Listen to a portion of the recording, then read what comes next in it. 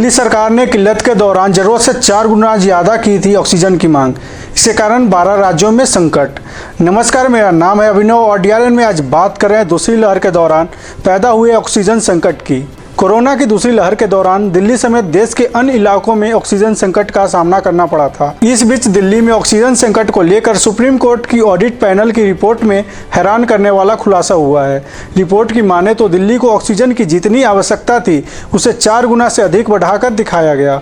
यह कहीं और से नहीं बल्कि सुप्रीम कोर्ट की ऑक्सीजन ऑडिट टीम से निकला आंकड़ा है। 25 अप्रैल से 10 मई तक दूसरे कोविड लहर के चरम के दौरान दिल्ली की सरकार ने ऐसा किया। इस आंकड़े के सार्वजनिक होने के बाद केजरीवाल सरकार कटघरे में खड़ी है।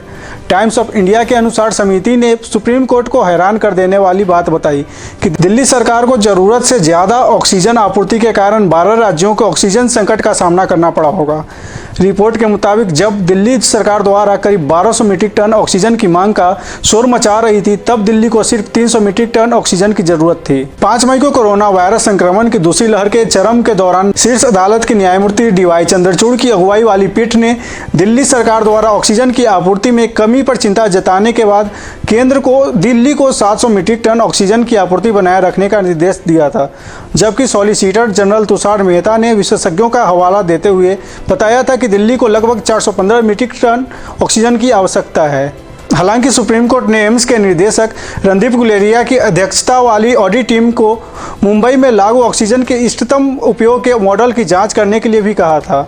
सुप्रीम कोर्ट को अपनी अंतरिम रिपोर्ट में सब ग्रुप ने कहा कि उसने NCTD की सटीक ऑक्सीजन आवश्यकता की गणना करने के लिए एक प्रपत्र मसौदा तैयार किया और इसे 260 अस्पतालों में प्रसारित किया। सभी प्रमुख अस्पतालों सहित कम से कम 183 अस्पतालों ने ऑक्सीजन की खपत के आंकड़ों के साथ प्रतिक्रिया दी। इसमें कहा गया कि दिल्ली सरकार के अनुसार 183 अस्पतालों में वास्तविक ऑक्सीजन खपत 1140 मीट्रिक टन थी, लेकिन अस्पताल द्वारा दी गई जानकारी के अनुसार वास्तविक खपत केवल 209 मीट्रिक टन थी। अगर ऑक्सीजन आवंटन के लिए केंद्र द्वारा सुझाए गए फॉर्मूले को नियोजित किया जाता तो 289 मीट्रिक टन की आवश्यकता होती और दिल्ली सरकार के फॉर्मूले के अनुसार यह 391 मीट्रिक टन होती।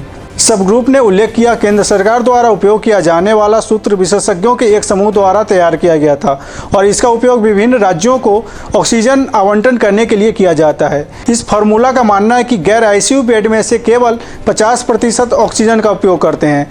दिल्ली सरकार मानती है कि 100% गैर ICU बेड ऑक्सीजन का उपयोग करते हैं। गणना दोनों सूत्रों का उपयोग करके ही की गई थी।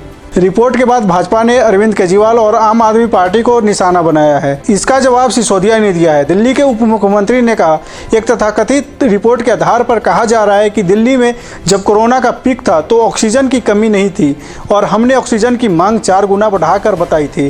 भाजपा के नेता जिस रिपोर्ट के हवाले से अरविंद केजरीवाल को गाली दे रहे हैं, ऐसी कोई रिपोर्ट वास्तव में नहीं है। हमने ऑडिट कमेटी के कई सदस्यों से इस मामले पर बात की है। सबका कहना है कि उन्होंने किसी रिपोर्ट पर हस्ताक्षर ही नहीं किए हैं, तो ये रिपोर्ट कहां से आई उनको नहीं पता। मैं भाजपा नेताओं को चुनौती देता हूं कि वो रिपोर्ट लेकर आओ जिसे ऑक्सीजन ऑडिट कमेटी के सदस्यों ने मंजूरी दी हो। बता दें कि दिल्ली के अस्पतालों में ऑक्सीजन संकट के बीच सुप्रीम कोर्ट के 2 जजों की बेंच ने 12 सदस्यीय टास्क फोर्स का गठन किया था और ऑक्सीजन वितरण प्रणाली पर पैनल से ऑडिट रिपोर्ट मांगी थी।